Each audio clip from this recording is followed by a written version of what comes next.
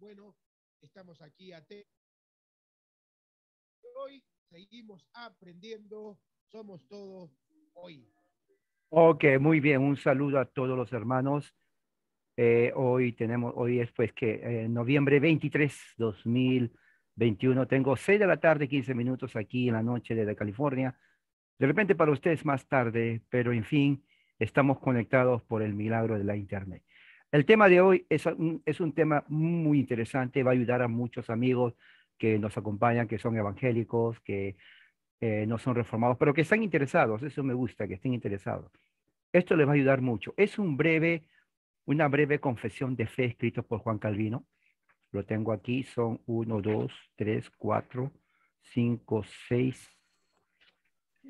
páginas. Es breve realmente, porque cuando ellos escriben más de 100 páginas. Así que 6 páginas es como la introducción. Así que no se asuste, amigo evangélico. ¿Ok? Lo tengo aquí, ¿no? Está aquí, el libro, aquí está. Se llama Los Tratados de, de Juan Calvino, es una colección. Está aquí casi todas sus obras. Está en la Confesión de Francesa. Está en inglés, pero yo voy a traducir lo principal porque me llevaría más de eso. Entonces, al final, es más, lo voy a hacer en 2 partes. Esta va a ser la primera parte. Eh, y mientras voy leyendo, ustedes pueden tener, digamos, un lápiz o algo para escribir en caso que quieran hacer preguntas. Así que me siguen ustedes. Quiero hacer una oración antes de continuar. Padre, gracias por este momento y que esta hora sea de bendición. Bendice a los que nos acompañan, dales entendimiento y que sea de beneficio. En el nombre de Jesús, amén. Muy bien, se llama Una confesión breve de fe. Así lo escribió Juan Calvino, una confesión breve de fe. Empieza, dice, yo confieso, dice él, cuando dice yo implica, él está personificando la fe reformada. Estamos hablando en el siglo XVI, ¿ok? Dice, yo confieso que hay un Dios en quien nosotros deberíamos de descansar, adorarle, servirle y poner toda nuestra esperanza solamente en Él, ¿ok? Solamente en Él.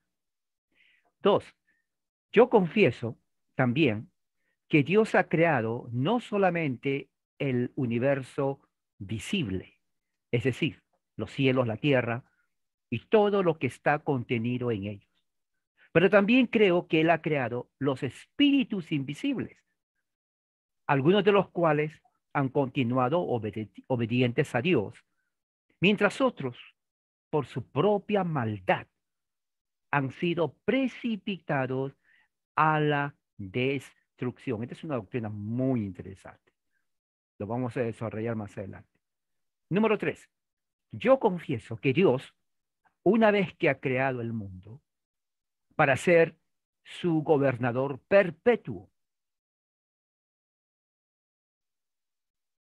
pero en la misma manera, nada puede ser hecho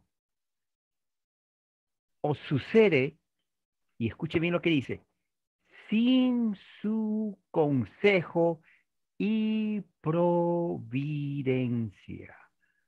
Esto es muy importante, lo voy a repetir. Yo confieso que Dios ha creado el mundo y todo lo que está ahí como Él, su gobernador perpetuo o eterno.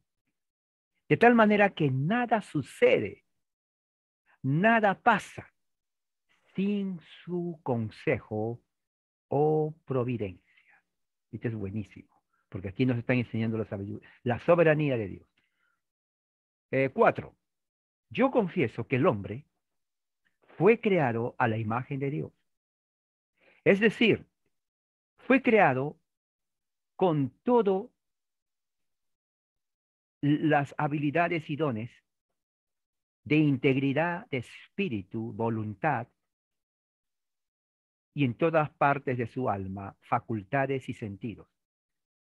Y que toda nuestra corrupción y vicios bajo el cual nosotros estamos experimentando proceden de esto, que Adán el padre común de todos los hombres, por su rebelión, se alejó a sí mismo de Dios y por lo tanto abandonó la fuente de la vida y de cada bendición. Se hizo a sí mismo culpable de todas las miserias. Ahí voy a parar en esta parte. 1, 2, 3, 4, 5. Yo confieso, ¿no?, que en su pecado original, el hombre es inclinado de una forma ciega de la mente y de la perversión de su corazón, y que asimismo está totalmente depravado, totalmente destituido de aquellas cosas las cuales están en relación a la vida eterna, y aún sus dones naturales que están en nosotros están manchados y depravados. ¿Ok? 6. Yo confieso que por su infinita bondad, Dios, Jesús Cristo nos ha sido dado, para que por este medio nosotros podamos ser llamados de la muerte espiritual a la vida. Y así de esta manera recobrar todo lo que se ha perdido en nosotros cuando Adán cayó o pecó. Es muy bueno. 7. En relación al método de obtener la salvación, yo confieso que Jesús, el Cristo, por su muerte y resurrección, ha completado totalmente todo lo que fue requerido para limpiar nuestras ofensas, para que así Él pueda reconciliarnos a Dios, que es el Padre, y vencer a la muerte y a Satanás, para que podamos obtener el fruto de la victoria, recibir el Espíritu Santo sin medida, y que de allí el Señor nos da sin medida lo que Él desea de su Espíritu Santo a cada uno de sus seguidores. Este es el número, a ver, ¿qué número es este? Número 7 o número 8. Por lo tanto, yo confieso que toda nuestra justicia por el cual somos aceptados a Dios y en el cual solamente nosotros debemos totalmente descansar, consiste, uno, en la remisión o perdón de los pecados, el cual Jesús ha comprado por nosotros, por el lavamiento de nuestro pecado por su propia sangre, y a través de su sacrificio por el cual Él ha aplacado, escuche bien la palabra, ha aplacado la ira de Dios que ha sido provocado por nuestros pecados en contra de Él. Mientras tanto, sin embargo, yo reconozco que Jesús Cristo no solamente nos justifica al recobrar nuestras faltas y pecados, pero también nos santifica por su Espíritu, para que por dos cosas, el perdón libre de nuestros pecados y la reformación a una vida nueva, no podamos ser rotos o fuera de comunión y separados uno de otro.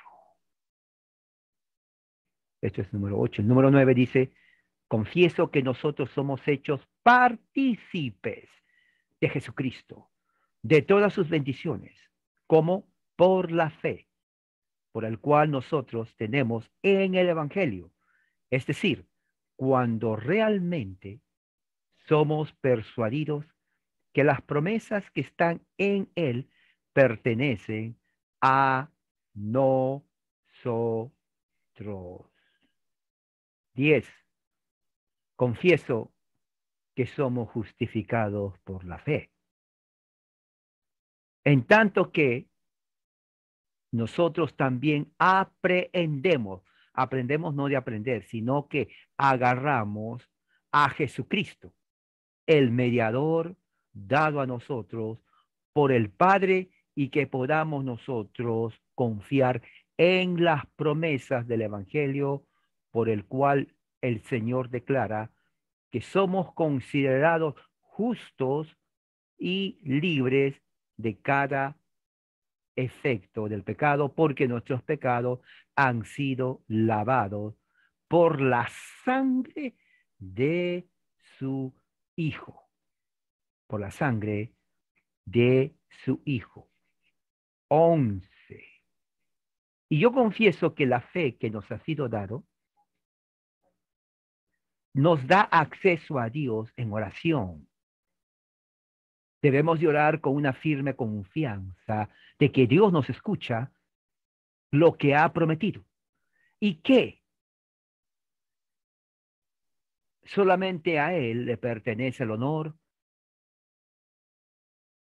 de haber sido elegido para hacer el sacrificio por nosotros, por el cual nosotros declaramos y nos suscribimos a Él cuando lo recibimos.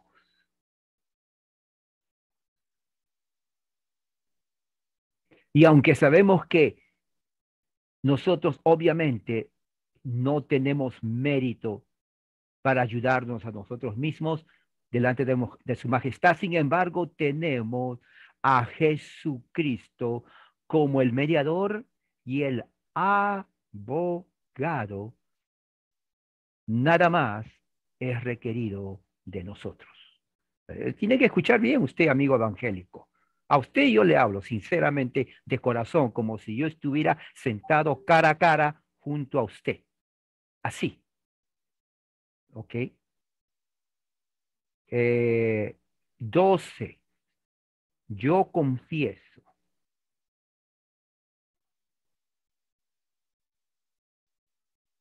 que tanto la forma de vivir correctamente y la instrucción en la fe está fundamentado en las sagradas escrituras, en el cual nada se puede,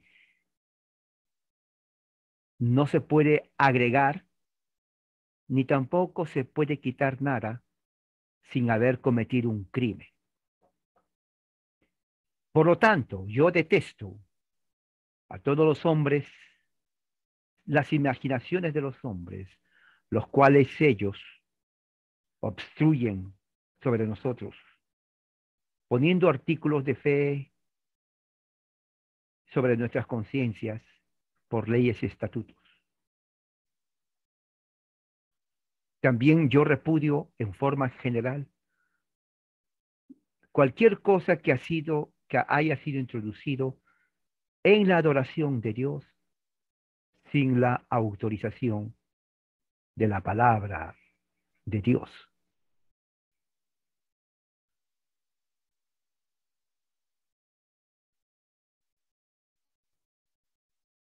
13. Yo confieso que la iglesia debe ser gobernada por pastores a quienes han sido encargados el oficio de predicar la palabra de Dios y administrar los sacramentos.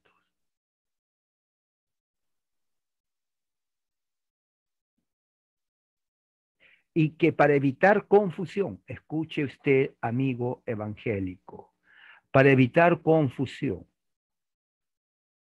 no es legal que alguien usurpe este oficio a su propio gusto sin que le importe las elecciones legales. Y quiero terminar ahí, por ahora, y hay mucho para hablar de aquí. Solamente puse el encabezamiento, pero hay desarrollo muy bueno. Voy a dejar entonces a nuestro hermano Luis para algún comentario o pregunta. Adelante, hermano. A ver si sale ahí, se escucha. Sí, Pastor, ¿qué libro sería para que los hermanos que están escuchando sepan y puedan, si quieren, ellos adquirirlo o me lo pueden pedir, sí. ¿verdad? Se lo podemos alcanzar en PDF. Oh, exacto. Esto es lo que sucede. Este es uno de los problemas que sucede en América Latina. Es que lo que estoy leyendo no está en español. Lo estoy sacando de una enciclopedia de los escritos de Juan Calvino, están en inglés, pero es corto, entonces por eso lo llama él una breve confesión de la fe cristiana. Y esta es la primera parte, aunque no es largo, es la primera parte. Entonces lo que yo estoy haciendo, ya empecé, como son pocas páginas, los estoy traduciendo y una vez que lo termine lo voy a poner a disposición de ustedes todos para que lo tengan ustedes a la mano y también usted lo pueda compartir. Así que denme por lo menos Ok, unas 2 semanas más o menos. Y porque sí, yo quiero que lo tengan, exactamente, yo quiero que lo tengan a la mano porque les va a ayudar mucho. claro, es una buena lectura, ¿no? Lamentablemente a veces conseguir este tipo de material en América Latina sí es difícil, como, como bueno, lamentablemente es también difícil acceder a, a, a debates que sean edificantes, porque generalmente están en inglés. La mayoría de la literatura reformada también está en inglés. Y bueno, pero gracias, Pastor, por el esfuerzo de poder estar ahí trabajando en la traducción de ese libro y poder nosotros compartirlo con los hermanos que quieren seguir creciendo y seguir edificándose en la doctrina reformada. Que, claro, por supuesto, es algo totalmente nuevo para muchas personas de por acá, de América del Sur, Latinoamérica, pero bueno, los hermanos pueden ir acompañando nuestras transmisiones, donde el pastor claramente nos transmite muchos de esos libros, ¿verdad? No, él nos retransmite toda esa enseñanza que él ha recibido, ¿verdad? En español. Todos esos libros que están ahí atrás de él, quizá la mayoría están en inglés, y él nos pasa todo el conocimiento de esas hojas, ¿verdad? Español. Eso es bueno, ¿no? Que los hermanos puedan recibir esa enseñanza. Nosotros siempre estamos hablando, pastor, en el grupo Ajá. de problemas que tenemos con los seminarios bíblicos y todo eso por acá, por esta zona del mundo, ¿no? Y Sí, sí, sí. es una realidad. Yo acá he hecho tres seminarios teológicos, uno que era más bien de corte arminiano muy básico. Wow. Me acuerdo que le hice una pregunta a uno de los profesores. Yo estaba ahí comenzando, ¿verdad? Había muchas cosas que no tenían todavía claro. Entonces, tenía una cuestión sobre el diezmo, ¿no? Yo tenía una cuestión sobre el diezmo. Entonces, agarré al profesor porque yo dije, bueno, si él está enseñando, me imagino que me va a dar una respuesta sustentable, una respuesta bíblica, lógica. Fue lo que yo me imaginé, ¿no? Ajá. Entonces le pregunté al profesor y le digo, pastor, una pregunta. Le estoy hablando de hace muchos años. Le Ok. digo, pastor, una pregunta. El diezmo, ¿por qué o sea, cómo y cuál es el motivo por el cual el cristiano debe de dar diezmo? Y esta fue la respuesta del hermano. Me dice, bueno, el diezmo en realidad era algo para los judíos, pero nosotros los cristianos enseñamos a darlo porque es el mínimo, como dar un mínimo para Dios. Entonces, es como, bueno, le marcamos el 10% a los hermanos para que den un mínimo para Dios. Y yo quedé pensando en la respuesta del pastor y me dejó más perdido todavía la respuesta. Me dejó más perdido porque yo en mi cabecita decía, pero no tiene sentido Claro. enseñarle al cristiano a dar el mínimo. Como que no cerraba en mi cabeza. O sea, decirle al cristiano, mira, yo te tengo que poner un 10% porque vos sos cristiano y bueno, como cristiano vos tenés que dar algo. Y bueno, al menos da el mínimo, da lo mínimo que puede dar, que es el diezmo, el 10%. Me pareció una respuesta bastante ilógica, sinceramente. Y eso es muchas veces eh, lo que los hermanos encuentran cuando están buscando seminarios bíblicos por esta parte del mundo. Sí, es tremendo. Ah, ese es el mayor problema. El catolicismo no es el problema en América Latina. Es la mala información, mala educación teológica, grupos que no tienen una brújula teológica y como tú dices, muchos entran a aprender, quieren aprender, pero no aprenden porque les enseñan mal y salen más confundidos y con más preguntas y nadie les responde y lamentablemente viven su vida en ignorancia teológica, porque hay gente que quiere aprender, hay gente que quiere saber, pero no les enseñan bien. ¿Sí? Claro, y el problema es que es un efecto dominó, ¿no? Porque no creo yo que el pastor, este profesor que estaba ahí, me lo haya dicho de maldad. Él estaba enseñando con buena disposición, estaba enseñando con un buen corazón, pero el problema es que no es suficiente enseñar de buen corazón o con buena disposición. O Exacto. sea, no es suficiente. Es como que una persona agarre un bisturí en el primer año de medicina, está estudiando en la Universidad de Medicina, ¿no? Eh, todavía le faltan 5 o 6 años para poder recibirse, está comenzando el primer año, y agarre el bisturí y quiera hacer una operación, una cirugía. O sea, podés tener toda la disposición del mundo, pero si no tenés la preparación, esa buena voluntad termina siendo peor que de repente un cirujano que haga algo por mala voluntad, porque también es verdad, hay personas capacitadas que de repente no tienen una buena voluntad al hacer las cosas, pero tampoco se trata de, tengo un corazón dispuesto, yo quiero hacerlo, lo voy a hacer de corazón y voy y lo hago. No se trata de eso, ¿no? No se trata de ir y abrir una iglesia y enseñar y querer ser pastor o querer ser profesor, simplemente porque tenga yo la buena voluntad de hacerlo.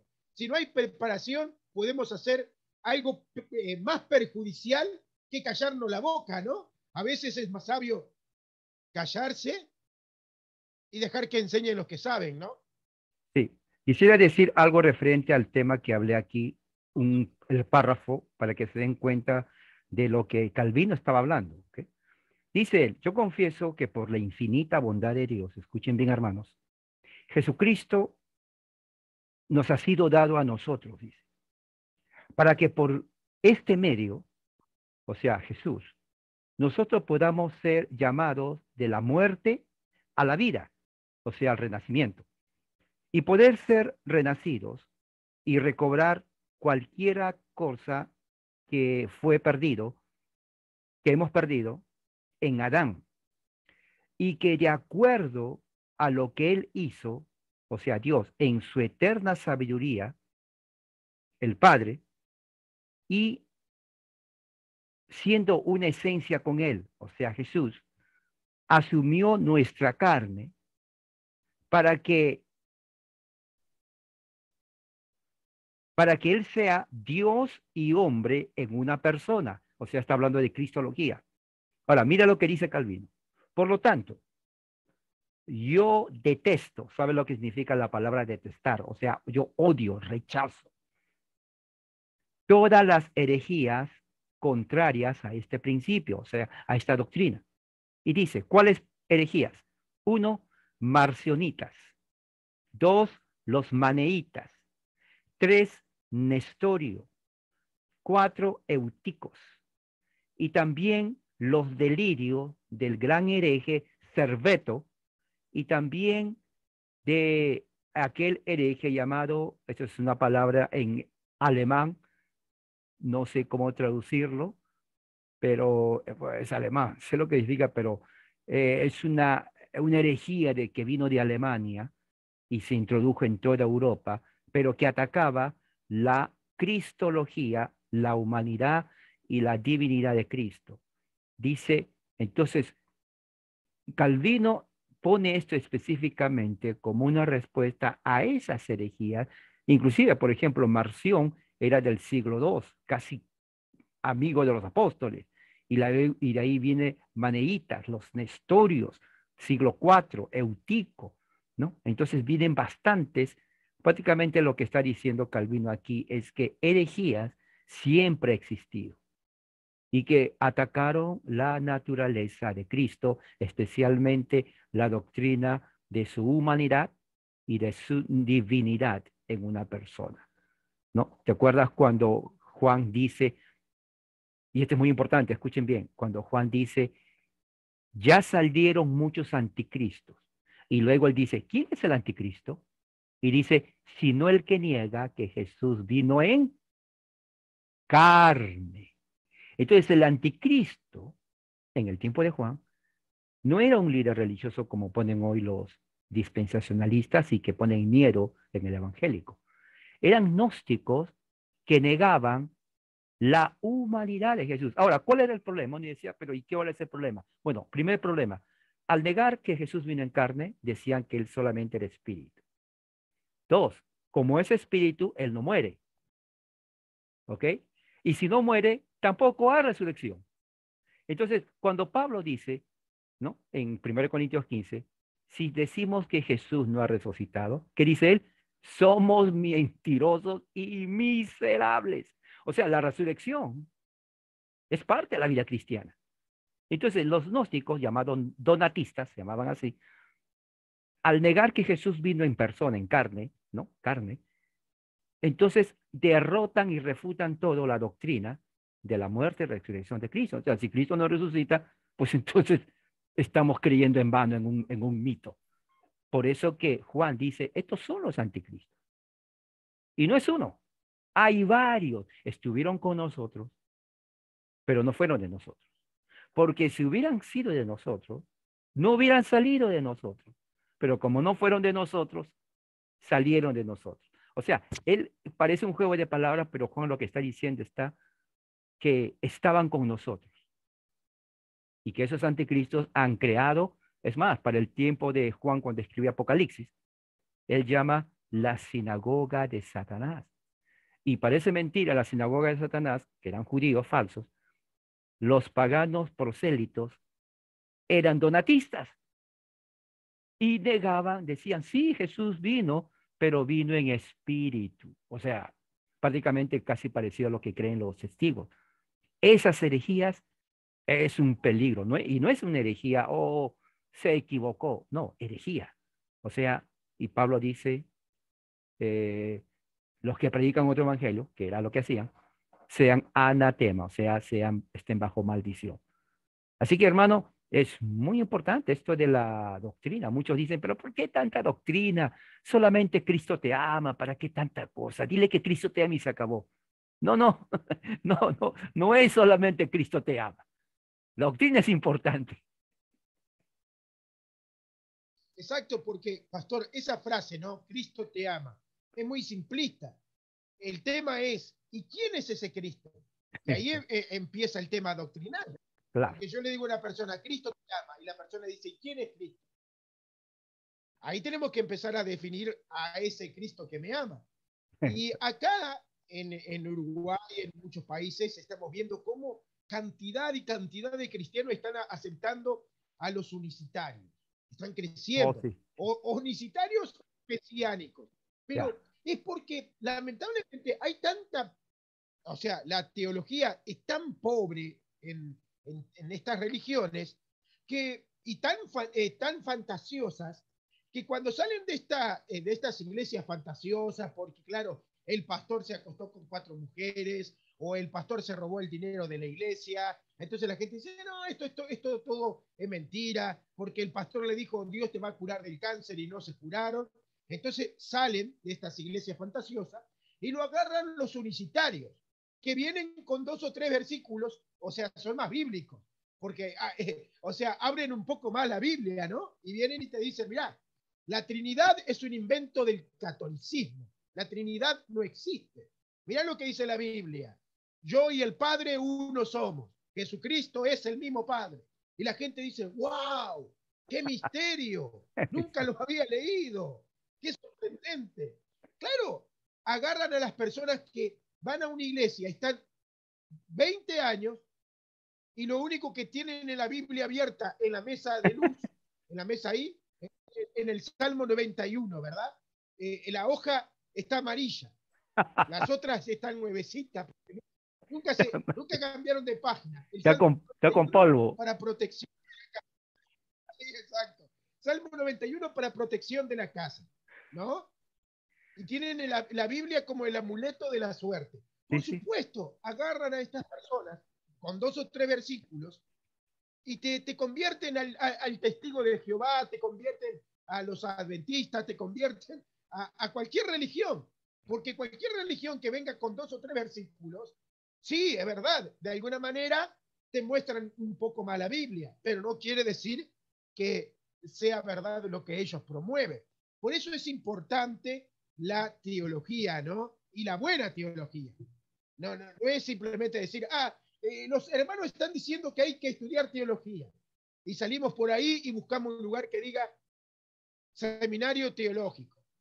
Pueden salir, como decimos acá, de Guatepeor a Guatemala, ¿no? O de Guatemala a Guatepeor.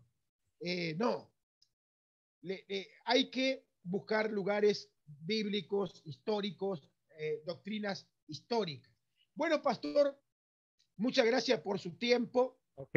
Y seguimos animando a los hermanos que sigan escuchando, que sigan aprendiendo, que sigan en contacto. Si tienen dudas, que no tengan problemas en contactarnos. Claro. Usted no se imagina, pastor, la cantidad de personas que se están entrando en contacto, que van haciendo preguntas a veces que para mi perspectiva puede ser un tanto ridículas, con el perdón de la palabra, con el perdón de la palabra, porque no estoy tratando de ignorante a los hermanos, sino más bien de tratar de que entiendan el gran problema que estamos enfrentando en Latinoamérica con el tema de la teología.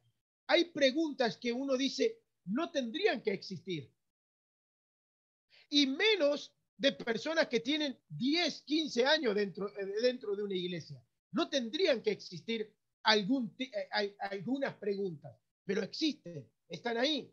Esa es la realidad que estamos enfrentando, pastor. Así que los hermanos deben de seguir escuchando y estar en contacto, preguntar, que vamos a tratar de hacer lo posible para guiarlos en el nombre del Señor. Y gracias a los que escuchan, manden sus preguntas y díganle al pastor, hermano, tengo esta pregunta del bautismo, de la teología del pacto, o de este tema de los sacramentos, o qué más, de la cena, o de la Biblia, o del sacrificio de Cristo, o estoy confundido en la divinidad de Jesús, no entiendo esta doctrina. Pongan su pregunta, el pastor me lo va a dar, me lo va a escribir, vamos a hablar en el grupo, y la respuesta que le demos, él lo va a dar a usted, ya sea lo puede poner en su página, que otros lo lean, pero no se quede callado. Dígale, hermano, tengo esa pregunta, directo, pero sea específico. Pregunta específico, hermano, no entiendo esta palabra, no sé. Por ejemplo, hermenéutica, yo digo hermenéutica. Y me escriben, hermano, yo nunca escuché esa palabra, suena como astronauta. Sí, pero hermenéutica, sí, pero hermenéutica es, para hacerlo simple, el color de lentes que tú usas. Por ejemplo, si tú te pones lentes verdes, oye, tú vas a ver todo verde. Si uno se pone rojo, va a ser todo rojo. Y cuando digan, a ver, ¿qué color es esto? Bueno, el de lentes verde va a decir verde, el de lentes rojos, rojos. Entonces, Hermenéutica es la forma como tú ves la vida a través de los lentes. Ahora, los lentes pueden estar mal. Entonces, en la Biblia es la forma como uno lee la Biblia. Si a uno le enseñaron, por ejemplo, o la sangre de Cristo tiene poder como algo misterioso, cada vez que lea la Biblia y vea sangre, va a decir, ¡oh, aquí está la sangre! Aquí está la sangre, aquí está la sangre. No, no, no, no. Esa hermenéutica está totalmente mal. No, así no tiene que ser. Por eso, depende de la hermenéutica como uno le enseñaron, ¿no es cierto, pastor? Sí, exacto, sí. Me da un poco de risa porque es verdad. Suele pasar, ¿no? La sangre de Cristo tiene poder, la sangre de Cristo te reprende. Eh, de hecho, eso es lo más común escuchar, ¿no? La sangre de Cristo. Y claro, son las cosas que le han enseñado. Cuando te duele la rodilla, clamá por la sangre de Cristo. En vez de decirle, tomate una pastilla, anda al médico a hacerte ver, no. Clamá por la sangre de Cristo es como algo místico, algo misterioso ahí, un poder mágico, una invocación, ¿no? Una invocación de esa de Ya, los magos, ya. de Harry Potter. Y bueno, son las cosas que sí es verdad, la iglesia está enfrentando. Misticismo, ¿no? Misticismo. Misticismo en la iglesia. Abren la Biblia en el Salmo 91. Había un hermano que me decía, voy a orar, hermano, voy a orar y voy a pedir a Dios palabra. Abría la Biblia y donde con el dedo le salía el versículo, allí él leía. Me acuerdo, mire lo que ahora me vino a la mente, porque es cómico, un pastor, entre comillas, porque no podemos llamarle pastor a una persona así, con respeto una vez más, pero es la realidad. El pastor dice, hermanos, vamos a pedir a Dios palabra. O sea, empezamos por acá. Va a dar un sermón que nunca preparó, no preparó ningún sermón. Va a dar el sermón y el mensaje que va a dar va a ser al azar, ¿no? Entonces agarra la Biblia y dice, Dios, dame palabra. Abre y le sale la genealogía de Jesús. El hermano dice, no sé por qué Dios me dio esta, no sé por qué Dios me dio esta palabra. No sé, dice, pero, bueno, por algo Dios me la dio. Y empezó a leer la genealogía de Jesús. O sea, todo Oh, un capítulo de la genealogía de Jesús. La gente se fue, al menos sabía un poco de la genealogía de Jesús, pero no, pero ¿qué, te voy a decir una qué, cosa. qué? Te voy a decir una cosa. ¿Quién fue el beneficiario? El beneficiario fue la hermana que está embarazada porque dijo, oh, ese nombre lo voy a poner a mi hijo. Sí, tiene razón. De ahí es que salen todos los nombres bíblicos, de, Exacto. de, de la, de la predicación, de la De genealogía la de Jesús. genealogía de Jesús. Pero a eso es a lo que nos enfrentamos, ¿no? Ah. A personas que juegan a una suerte de azar, que dicen, Señor, estoy orando por la muchacha. ¿Le hablo o no le hablo? Háblame a través de tu palabra. Y abre la Biblia ahí, ¿no? Y dice, y David agarró 5 piedras y se fue contra Samson. Entonces dice, bueno, esto es la confirmación, allá voy. Y bueno, llevo algunas piedras por la duda que salga el padre, ¿no? Y el padre era Como, grandote. el padre era grandote, como Sansón. Vamos a... Pero es triste. Ya. Con mi señora estamos viendo un programa, pastor acá, de Argentina, un programa que lamentablemente deja un mal sabor en la boca sobre la cristiandad. ¿Por qué? Es un programa que se dedica a recopilar el testimonio de las personas que estuvieron en las sectas. Sí, uno escucha y dice, wow, qué cosas tan terribles, pero de todo, manipulación de todo tipo. O sea, cosas que usted dice, no puede existir eso, pero existe. Pastores que se hacían ir a, o sea, las hermanas tenían que ir a limpiarle la casa, prepararle la comida, o sea, eso era la iglesia. Okay. Pero lamentablemente, las personas que escuchan dicen, ¿eso es la iglesia? ¿Ese es el cristianismo? No, me vuelvo ateo, agnóstico, ¿No? cualquier cosa, pero no quiero saber nada con el cristianismo. Exacto. Porque lamentablemente la persona que lleva adelante el programa No habla de que en realidad hay un cristianismo serio, histórico y bíblico. No, simplemente habla de las sectas y toda la gente que sufre por medio de las sectas. Y es una realidad. Pero también está la otra realidad. Existe un cristianismo serio a lo largo de la historia. Y como usted decía, si en 2000 años Dios no necesitó de pentecostalismo y de estas sectas, entonces, ¿para qué están? ¿Para qué están? Yo creo que a veces están ahí por causa de la propia maldad de las personas, ¿no?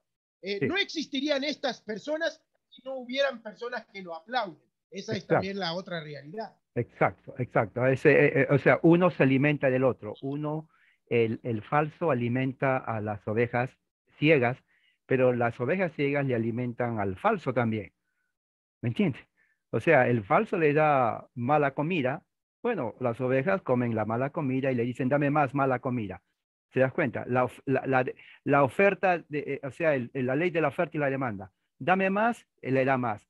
O dame más y le da más. Y le dice, ¿y por qué existe? Bueno, ellos quieren más. Y tú, bueno, él nos da más. O sea que se echan la culpa. Yo como porque él me da y yo le doy porque ellos comen. Sí, exacto, sí, sí, es un círculo vicioso. Y bueno, Ok, espero que hermano. Dios libre a Uruguay, Argentina, a los países de Latinoamérica, de estas sectas, de estas religiones, y que Dios nos alumbre. Y bueno, Que la gracia de Dios para todos Dios ustedes, hermano. ilumine. Amén. Amén. Bendiciones, pastor. Ok, bye. Bendiciones.